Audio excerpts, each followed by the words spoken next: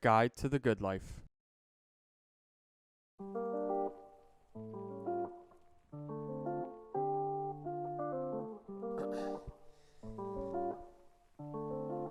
Being happy consistently is not an easy task. Usually, life tosses you around a lot. You know, something good happens, you get a promotion, you make money, you find a girlfriend, you have sex, you eat food, you're happy, you feel good. Then bad stuff starts happening. Now you feel bad. Now, is there a way that we can stop ourselves from being tossed around? Is there a way to be consistently happy? Maybe not happy, because that's a large goal. Maybe just satisfied, or feeling okay, at least. Is there a way that we can feel okay most of the time?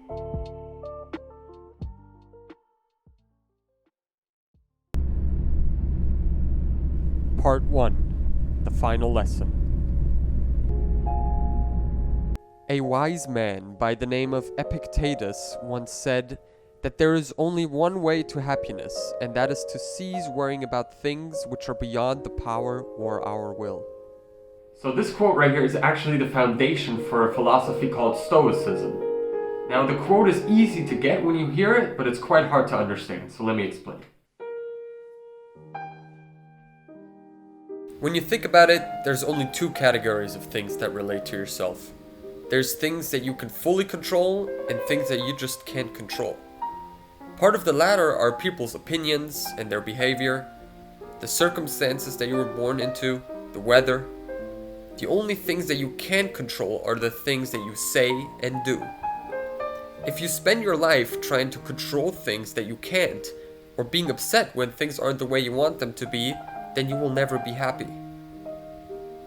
If you just focus on the things on this side, you will be so much more happy, because slowly you will realize that you can't change the world, and that will take a lot of weight off your shoulders. The soul would have no rainbow had the eyes no tears. John Vance. No, dude, that's the... What do you mean? That's the wrong one. Oh, my bad. Okay. Now, most of the time when something bad happens to us, let's say, for example, you get fired from your job, we immediately think that what happened to us is a bad thing. Now, what if we didn't do that? What if instead of reacting in a very negative way, we decided that we were going to decide how we feel about certain things? Once you start doing this, you will realize that you have so much more power over the things that happen to you. You don't have to immediately say that something happens to you and it's bad. You can think about it in a different way, and you can feel about it in a different way. Now you all of a sudden have a lot more power over the things that happen to you. You're not just being pushed around by everything that happens. You can decide how you feel. Now you decide whether you're happy or you're sad about a certain thing. It's up to you now. You're not powerless anymore. I really think that this is one of the most important lessons in living a fulfilled life. But focusing on yourself actually has a lot more potential than that. Let's say, for example, you have a job interview and you work so hard to get the job. You study the company, you put on your best dress or your best suit, and you try to speak the best way you can. But still you don't get the job. Now the normal reaction would be to get upset, to say, why didn't I get the job? It's not fair, I worked so hard on it.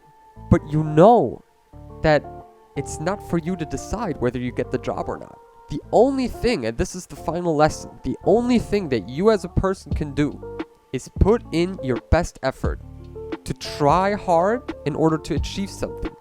But in the end, whether that outcome actually takes place, whether you achieve that goal, is not for you to decide. You can only do what's in your power. You can only do the things that you can control.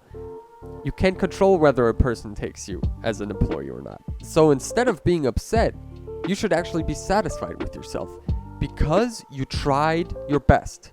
It's not about achieving a certain goal. It's about trying as hard as you can. Once you have done that, you have done everything that's in your control, and you should be satisfied with yourself.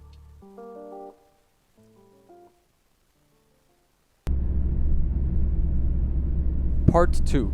Gratefulness.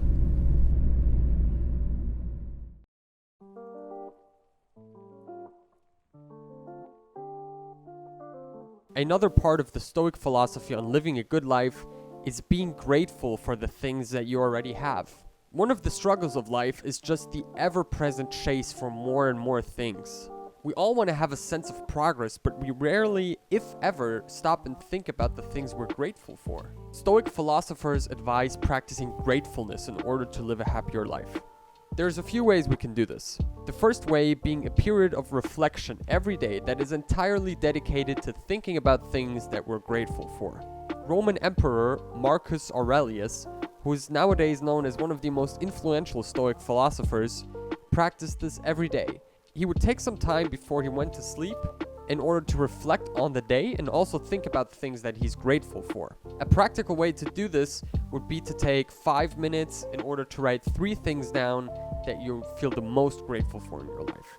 And I know writing this down sounds like a cliche self-improvement activity, but trust me, if you think about the things that you really value in your life that you already have, your life will be 10 times happier.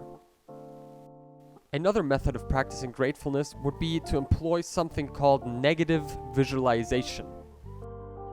Negative visualization describes a method of thinking about a negative event in your life, or even acting it out. We all have things that we value very deeply in life. We have things that we use every day that we really enjoy, and we also have people that we love deeply. But over time, once you acquire new things or meet new people, your relationships to things and people, you become used to them. You take them for granted. Now, negative visualization would be to take some time and think about, what would it be like if I didn't have this thing? What would it be like if I lost this person that I really love?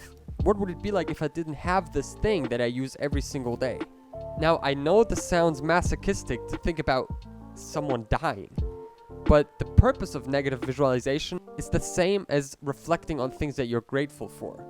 You want to put yourself in a state where you truly feel what it would be like to lose something that you love. Afterwards, when you come back to reality and you feel the presence of that thing or that person, you will be 10 times happier to have them or to have that thing. And also, we know that life packs a heavy punch. There will be a time in your life where you lose something that you love. Most of the time, this would be catastrophic for our emotional state. When you visualize something being lost prior to it actually being lost, though, you will be prepared for when it happens. And I know this sounds kind of awkward, but you will be better prepared for it and therefore happier when it actually happens.